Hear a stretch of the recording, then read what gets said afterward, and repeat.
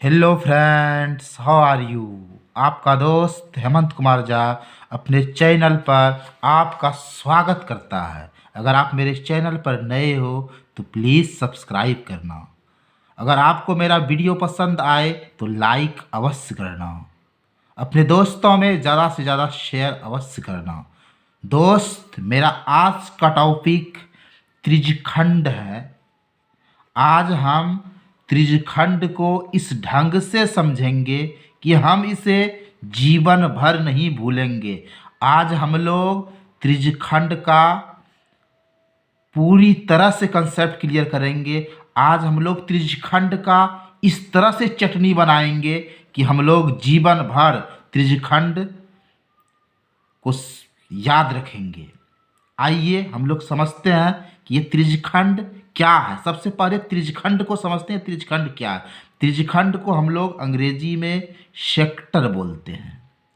अब देखो, त्रिज्यखंड का डिफिनेशन होता है कि वृत्तीय क्षेत्र का वैसा भाग, वृत्तीय क्षेत्र का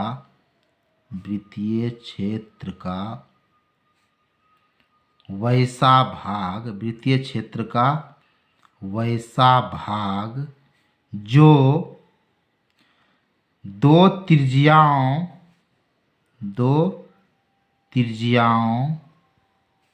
और संगत चाप से घिरा हो, संगत चाप से घिरा हो।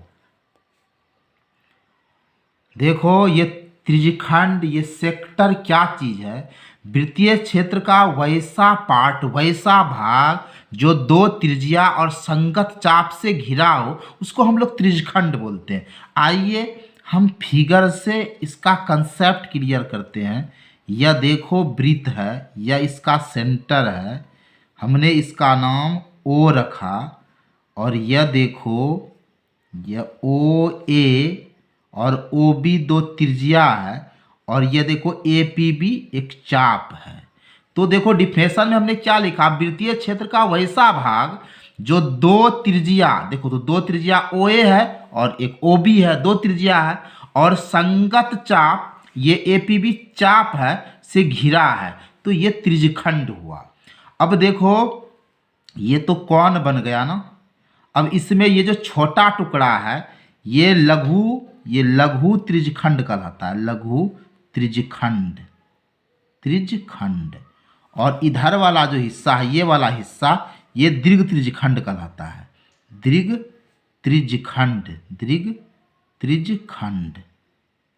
तो ये छोटा वाला हिस्सा लघु त्रिज्यखंड और बड़ा वाला दीर्घ त्रिज्यखंड है। और ऐसे अगर हम त्रिज्यखंड का शाब्दिक अर्थ समझते हैं ना, तो देखो क्या निकलता? त्रिज्य का खंड, यानी त्रिज्या का टुकड़ा।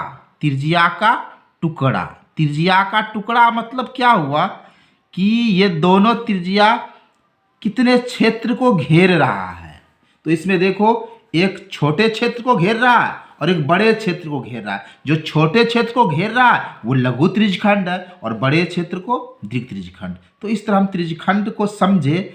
अब देखो, अब त्रिज्यखंड में लघु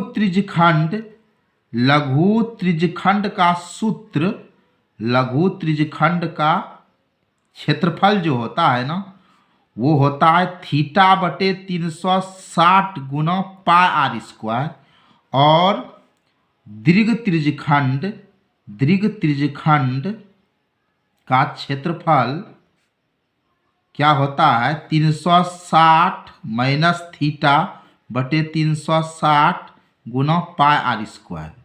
मेरे दोस्त, हम लोग यह जानते हैं कि यह सूत्र होता है, पर क्या आपने सोचा है कि यह क्यों होता है? आइए मैं आज आपको बता रहा हूं कि यह दोनों सूत्र क्यों होता है। यह आइए हम आपका कंसेप्ट क्लियर करते हैं। देखिए, मैं आपके लिए फिर से यह फिगर बना रहा हूं, ध्यान देना।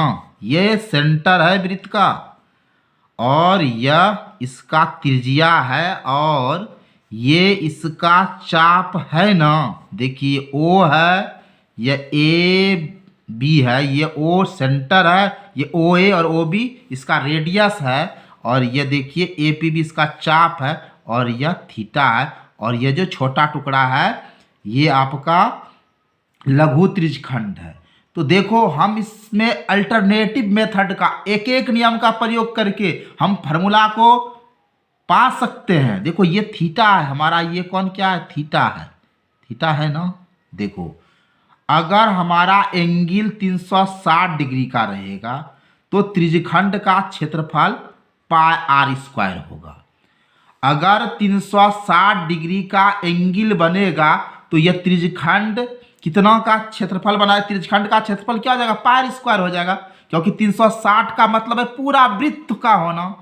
अब देखो 360 डिग्री का कोण रहेगा तो त्रिज्यखंड का क्षेत्रफल पाई स्क्वायर होगा।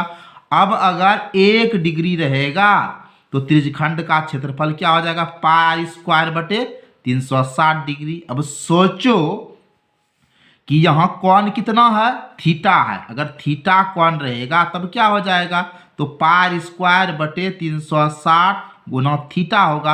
अब देखो जरा हम इसको सिस्टम से लिखते हैं, थीटा बटे 360 और गुना पाई आर स्क्वायर। तो इस तरह हमारा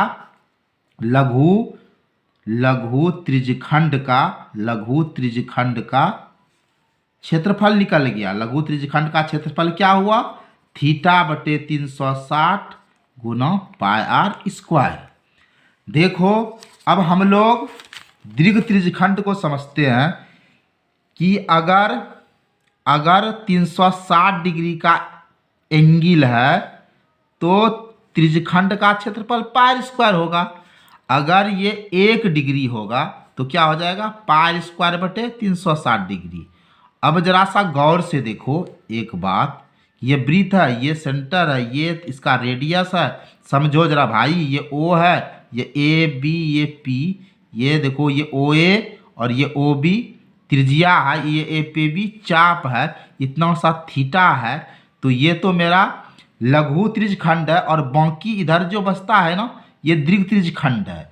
अब देखो इसमें एंगल क्या होगा, ये पूरा तो 360 का, ये देखो ये पूरा क्या बनाएगा, 360 डिग्री का बनाएगा ना, और इतना सा तो थीटा है। तो इतना सा कोण निकालने के लिए हम लोग क्या करेंगे, तो पूरा कितना है ये सोचो, पूरा तो 360, पूरा सर्किल बन रहा है, पूरा 360 डिग्री होगा, और इतना सा थीटा है तो ये थीटा माइनस कर देंगे तो बाकी तो ये निकल ही जाएगा ना ये वाला, इसलिए यहाँ 360 डिग्री माइनस थीटा लिखे। तो यहाँ क्या हो गया, पाई आर स्क्वायर बटे 360 डिग्री, और इससे इसको मल्टीप्लाई करो, यानी 360 माइनस थीटा। अब इसको देखो जरा हम सिस्टम से लिख रहे हैं तो इसको क्या लिखेंगे, 360 डिग्री माइनस थीटा बटे 360 डिग्री और गुना पाई आर स्क्वायर। ठीक है। अब देखो हम ये किसका निकला, ये निकला दीर्घ त्रिज्यखंड का क्षेत्रफल, दीर्घ त्रिज्यखंड का क्षेत्रफल। आओ हम एक एग्जाम्पल लेकर कंसेप्ट क्लियर करते हैं। जैसे देखो हमारा रेडियस मान लो 10 मीटर का है और थीटा हमारा 30 डिग्री का है ना। तो अब हमको क्या निकालना है, लघु त्रिज्यखंड का क्षेत्रफल। तो क्या होगा, हम लोग फार्मूला जाने ना, थीटा बटे 360 डिग्री और गुना पाई आर स्क्वायर। अब देखो थीटा हमारा क्या है, 30 है, बटे 360, इसका मान 22/7 या 3.14 लिखो। आर हमारा क्या है, 10 गुना 10, इसको कटा दो और जितना आएगा फिर लिख दो मीटर स्क्वायर। इस तरह हमने क्या, हम इस तरह लघु त्रिज्यखंड निकालना सीखे। अब हमको अगर दीर्घ त्रिज्यखंड निकालना है तो क्या दिक्कत है, फार्मूला तो मालूम हो ही गया ना हो, 360 डिग्री माइनस थीटा बटे 360 डिग्री गुना पाई आर स्क्वायर। बस पुट कर दो ना भाई। यहाँ देखो 360 है और थीटा कितना है, 30 है, बटे क्या हो गया 360, पाई का मान 22/7 हुआ, आर स्क्वायर क्या हुआ 10 गुना 10, थोड़ा सा माइनस कर दो, 0 6 में 3 गया 3, यानी 330 बटे 360, 360 गुना 22/7, 10×100, फिर इसको कट करो, जितना आया उतना मीटर स्क्वायर। इस तरह किसका निकला, दीर्घ त्रिज्यखंड का क्षेत्रफल। तो मेरे दोस्त इस तरह हम लघु और दीर्घ त्रिज्यखंड निकालना सीखे। मेरा वीडियो आज यहीं समाप्त हो रहा है। जय हिंद, जय भारत।